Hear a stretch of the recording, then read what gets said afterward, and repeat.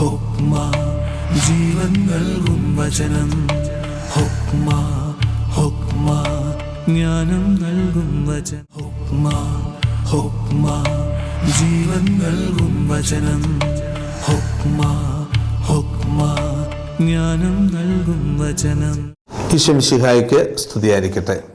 ലേവ്യരുടെ പുസ്തകത്തിലെ വ്യത്യസ്തങ്ങളായിട്ടുള്ള ബലികളെക്കുറിച്ചുള്ള വിചിന്തനമാണ് നമ്മൾ നടത്തിക്കൊണ്ടിരുന്നത്. നമ്മുടെ കർത്താവിൻ്റെ ബലിയർപ്പണത്തോട് നമ്മുടെ ജീവിതം ചേരുമ്പോഴാണ് ദൈവത്തിന് മുമ്പിൽ നമ്മളെ അവിടുന്ന് പ്രീതികരമാക്കി മാറ്റുക. കർത്താവിൻ്റെ മുമ്പിൽ പ്രീതികരമായൊരു ശുശ്രൂഷ നടത്തുന്നത് കർത്താവിൻ്റെ ബലിയർപ്പണത്തോട് നമ്മൾ ചേരുമ്പോഴാണ്. ആ ബലിയർപ്പണത്തിലേക്ക് ചേരാൻ വേണ്ടിയിട്ടാണ് ഈ പഴയ നിയമത്തിലെ ബലിയർപ്പണങ്ങളെല്ലാം നമ്മൾ ഒരുക്കുന്നത്. ആ ഒരു ചിന്തയോടുകൂടി തുടർന്ന് വരുന്ന ഭാഗങ്ങളിലേക്ക് നമുക്ക് ശ്രദ്ധ കേന്ദ്രീകരിക്കാം. ലേവ്യരുടെ പുസ്തകം 4-ാമത്തെ അധ്യായത്തിലേക്ക് നമ്മൾ പ്രവേശിക്കുകയാണ്. 4-ാമത്തെ അധ്യായം പാപപരിഹാര ബലിയെക്കുറിച്ചാണ്. പാപപരിഹാര ബലി എന്ന് പറയുന്നത് ഹത്ത എന്ന വാക്കുകൊണ്ടാണ് ഉദ്ദേശിക്കുക. ഹത്ത എന്ന വാക്കിന് ഹിബ്രായ വാക്കിൻ്റെ അർത്ഥം പാപം എന്നാണ്, സിൻ എന്നാണ്. പാപപരിഹാര ബലി ഒരുവൻ ദൈവത്തിൻ്റെ മുമ്പിൽ പാപം ചെയ്തു, ആ പാപത്തിന് ദൈവത്തിന് മുമ്പിൽ നടത്തുന്ന ബലിയെക്കുറിച്ചാണ്. മനസ്തപിച്ച് തിരികെ വന്ന് കർത്താവിൻ്റെ മുമ്പിൽ നടത്തുന്ന ബലിയെക്കുറിച്ചാണ് ഇത് സൂചിപ്പിക്കുക. 1 രാജാക്കന്മാരുടെ പുസ്തകത്തിൻ്റെ 8-ാമത്തെ അധ്യായത്തിൽ സോളമൻ രാജാവ് ദേവാലയം പണിതതിന് ശേഷം ആ ദേവാലയത്തിൽ വെച്ച് നടത്തുന്ന അതിമനോഹരമായൊരു പ്രാർത്ഥനയുണ്ട്. വളരെ ദൈർഘ്യമേറിയ പ്രാർത്ഥനയിൽ ഇപ്രകാരമാണ് അദ്ദേഹം പ്രാർത്ഥിക്കുക: കർത്താവേ, നിന്റെ ജനം നിന്നിൽ നിന്ന് അകന്ന് പാപം ചെയ്ത് മനസ്തപിച്ച് തിരികെ വന്ന് നിനക്ക് മുമ്പിൽ ബലിയർപ്പിക്കുമ്പോൾ ആകാശത്ത് നിന്ന് നീ ഇറങ്ങി വന്ന് അവരുടെ ബലി അങ്ങ് സ്വീകരിക്കണമേ എന്നാണ് പ്രാർത്ഥിക്കുക. ഇതെല്ലാം ഈ ഒരു പാപപരിഹാര ബലിയുടെ പശ്ചാത്തലമായിട്ടാണ് നമ്മൾ മനസ്സിലാക്കേണ്ടത്. അതുകൊണ്ട് പാപപരിഹാര ബലി അർപ്പിക്കുന്നത് ഒരുവൻ ചെയ്ത പാപത്തിന് പരിഹാരം എന്നോണമാണ്. എന്നാൽ ദൈവവുമായിട്ടുള്ള ഉടമ്പടിയുടെ പ്രമാണങ്ങളെ മനഃപൂർവ്വം ലംഘിക്കുന്നവരുടെ പാപങ്ങൾക്ക് ഒരിക്കലും പുറത്ത് കിട്ടുകയില്ല. ഒന്നുകൂടെ പറയാം, ദൈവിക നിയമങ്ങളുടെ പ്രമാണങ്ങളെ, ഉടമ്പടിയുടെ അനുഭവങ്ങളെ മനഃപൂർവ്വം ലംഘിക്കുന്നവർക്ക് ഒരിക്കലും പുറത്ത് കിട്ടുകയില്ല. ഈശോ ഇതിനെക്കുറിച്ച് പറയുന്നുണ്ട്: എല്ലാ പാപങ്ങളും പൊറുക്കപ്പെടും, പരിശുദ്ധാത്മാവിനെതിരായ പാപം ഒരിക്കലും പൊറുക്കപ്പെടുകയില്ല. അതിൻ്റെ അർത്ഥം ഇതുതന്നെയാണ്.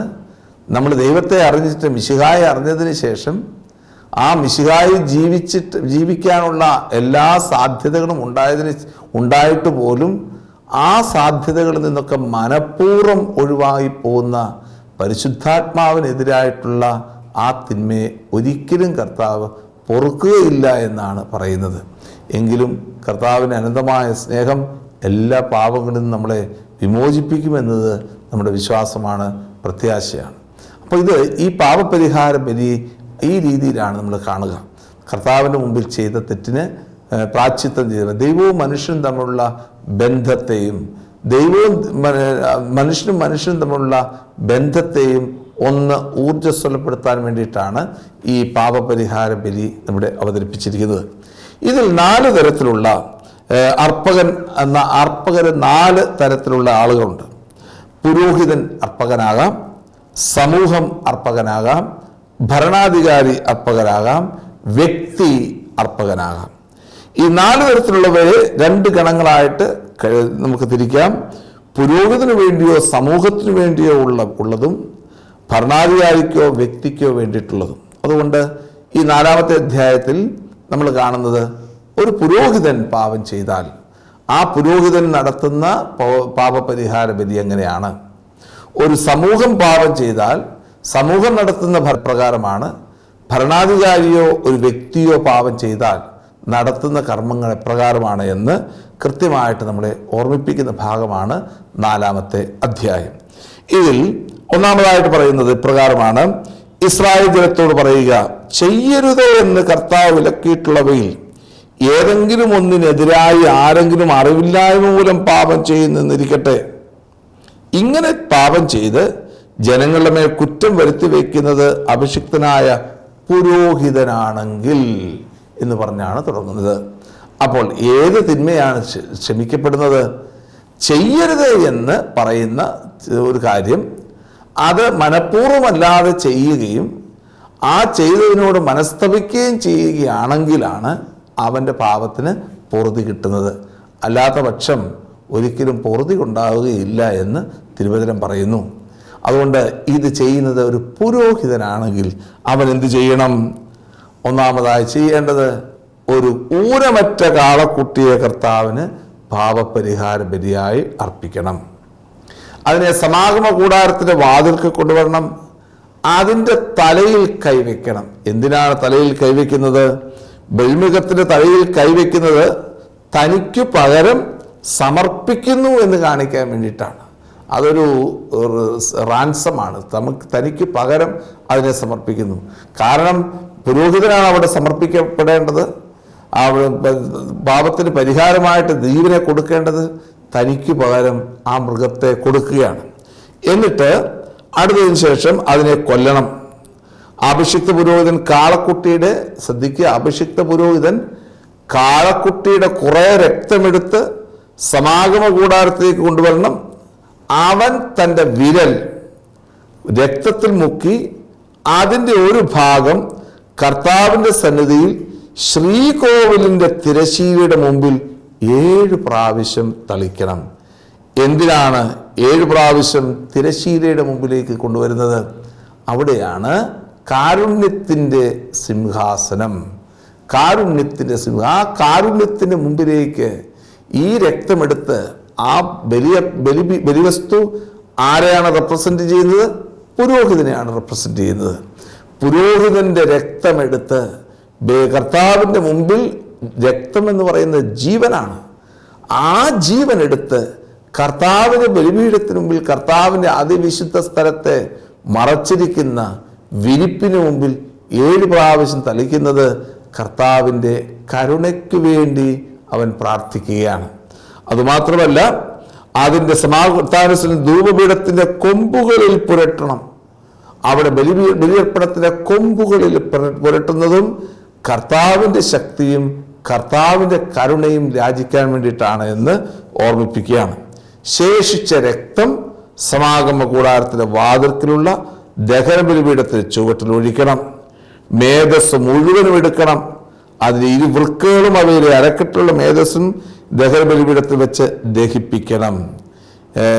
ഇതാണ് പ്രധാനമായിട്ടുള്ള പുരോഹിതനാണ് ചെയ്യുന്നതെങ്കിൽ അത് പുരോഹിതൻ മുഴുവനായിട്ട് ചെയ്യണം. അവൻ വേറെ ആരുടെ കയ്യിലും കൊടുക്കേണ്ട കാര്യമില്ല. പുരോഹിതൻ മുഴുവനായിട്ട് എല്ലാ കാര്യങ്ങളും ചെയ്യണം. അതാണ് പുരോഹിതനാണെങ്കിൽ എന്ത് ചെയ്യണം. രണ്ടാമത് കാണുന്നത്, ഇസ്രായേൽ സമൂഹം മുഴുവനും അറിവില്ലായ്മ മൂലം പാപം ചെയ്യുകയാണെങ്കിൽ എന്ത് ചെയ്യണം? പാപപരിഹാര ബലിക്കായി സമൂഹം മുഴുവനും ഒരു കാളക്കുട്ടിയെ കൊണ്ടുവരണം. അതിന് സമാഗമ കൂടാരത്തിൽ കാഴ്ചവെക്കണം. സമൂഹത്തിൻ്റെ ശ്രേഷ്ഠന്മാർ കർത്താവിൻ്റെ സന്നിധിയിൽ വെച്ച് കാളക്കുട്ടിയുടെ തലയിൽ കൈകൾ വെക്കണം. എന്തിനാണ്? അതെല്ലാം ആ കാളക്കുട്ടി ആ സമൂഹത്തെ മുഴുവനും റെപ്രസെൻ്റ് ചെയ്യുകയാണ്. സമൂഹത്തിലെ ശ്രേഷ്ഠന്മാരുടെ പ്രത്യേകത നമുക്കറിയാം.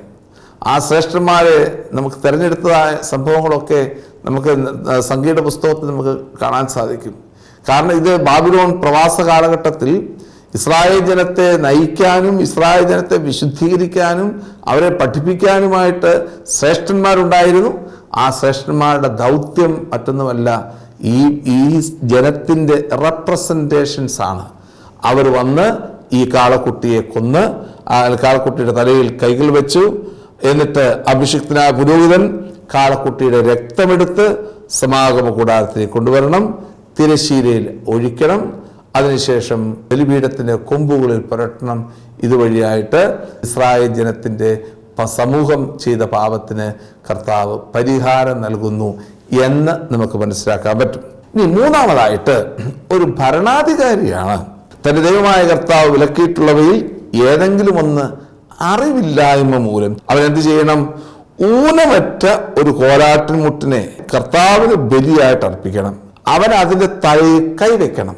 അതിനുശേഷം മുമ്പ് പറഞ്ഞ പോലെ തന്നെ ക്രമമനുസരിച്ച് പുരോഹിതൻ രക്തമെടുത്ത് തിരശ്ശീലയിൽ ഒഴിക്കുകയും സമാഗമ കൂടാരത്തിൻ്റെ വാതിൽക്കൽ ഒഴിക്കുകയും ഒക്കെ ചെയ്യുന്നതിലൂടെ ബലിപീഠത്തിൻ്റെ ജനത്തിൻ്റെ ആ ഭരണാധികാരിയെ വിശുദ്ധീകരിക്കുന്ന കർമ്മത്തിലേക്ക് പ്രവേശിക്കുകയാണ്. ഇനി അടുത്തത് 4ാമത്തെ ഗണം, ജനങ്ങളിൽ ആരെങ്കിലും, ഏതെങ്കിലും ഒരു വ്യക്തി ജനങ്ങളിൽ ആരെങ്കിലും കർത്താവിന് മുമ്പിൽ പാപം ചെയ്തിട്ടുണ്ടെങ്കിൽ അതുപോലെ തന്നെ അവൻ ഊനമറ്റൊരു പെൺകോലാടിനെ പരിഹാരത്തിനായിട്ട് സമർപ്പിക്കണം. എന്നിട്ട് അതുപോലെ തന്നെ പഴയ രീതിയിലുള്ള എല്ലാ ശുശ്രൂഷകളും ചെയ്ത് പുരോഹിതൻ ആ ജനത്തിൻ്റെ പാപങ്ങൾ ദൈവസന്നിധിയിൽ സമർപ്പിക്കുന്നു, അവന് വേണ്ടിയിട്ട് പ്രാർത്ഥിക്കുന്നു. അതുവഴിയായി പാപപരിഹാര ബലിയർപ്പണം നടത്തപ്പെടുന്നു. പഴയ നിയമ ബലിയർപ്പണവും പുതിയ നിയമത്തിൽ ഈശോ നടത്തിയ ബലിയർപ്പണവും തമ്മിൽ വ്യത്യാസമുണ്ട്. പഴയ നിയമത്തിൻ്റെ പൂർത്തീകരണമാണ് പുതിയ നിയമം എങ്കിൽ തന്നെയും ഈശോയുടെ ബലിയർപ്പണം എല്ലാ കാലങ്ങളിലും ആദം മുതൽ ഈ ജനിക്കാനിരിക്കുന്ന എല്ലാ തലമുറകളിലെയും വിശുദ്ധീകരിക്കുന്ന ഒരു കർമ്മമായിട്ടാണ് നമ്മൾ മനസ്സിലാക്കേണ്ടത്. അതുകൊണ്ട് ഈ പ്രകാരമുള്ള പാപപരിഹാര ബലി അത് 4 ഗണങ്ങളായിട്ട് അർപ്പിക്കുന്ന ബലിയിലൂടെയൊക്കെ നമ്മൾ മനസ്സിലാക്കേണ്ട ഒരു പ്രധാനപ്പെട്ട സത്യം ഇതാണ്: ഇസ്രായേൽ ജനത്തിൻ്റെ ബലിയർപ്പണത്തിൽ ബലിവസ്തുവിനെ സ്വീകരിക്കുന്നതും ബലിയർപ്പിക്കുന്നതും തിരശ്ശീലയുടെ മുമ്പിൽ നിൽക്കുന്നതും തിരശ്ശീലയ്ക്കകത്ത് പ്രവേശിക്കുന്നതും പുരോഹിതൻ മാത്രമാണ്. പൗരോഹിത്യത്തിൻ്റെ ശ്രേഷ്ഠത വീണ്ടും ഇവിടെ ആവർത്തിച്ച് പറയുന്ന ഭാഗമാണ് പാപപരിഹാര ബലിയെക്കുറിച്ചുള്ള വിചിന്തനങ്ങൾ. അതുകൊണ്ട് ഈ ഒരു ഭാഗത്തെ കുറിച്ച് നമുക്ക് മനസ്സിലാക്കുമ്പോൾ കർത്താവിൽ നിന്ന് നമുക്ക് അനുഗ്രഹങ്ങളും കൃപകളും ഒക്കെ കൂടുതൽ യാചിക്കാനും ഒക്കെ നമുക്ക് പ്രാർത്ഥിക്കാം. തുടർന്ന് വരുന്ന പ്രാശ്ചിത്ത ബലിയെക്കുറിച്ചും നിരന്തരമുള്ള ദഹനബലിയെക്കുറിച്ചും പൗരോഹിത്യത്തിൻ്റെ ധർമ്മത്തെക്കുറിച്ചുമൊക്കെ തുടർന്ന് വരുന്ന എപ്പിസോഡുകളിൽ നമുക്ക് ലഭ്യമാണ്. അതുവരെ നമുക്ക് നമ്മുടെ ജീവിതത്തെ ദൈവത്തിൻ്റെ സമർപ്പിച്ചുകൊണ്ട് പ്രാർത്ഥിക്കാം. ജീവൻ നൽകും വചനം, ജ്ഞാനം നൽകും വചനം.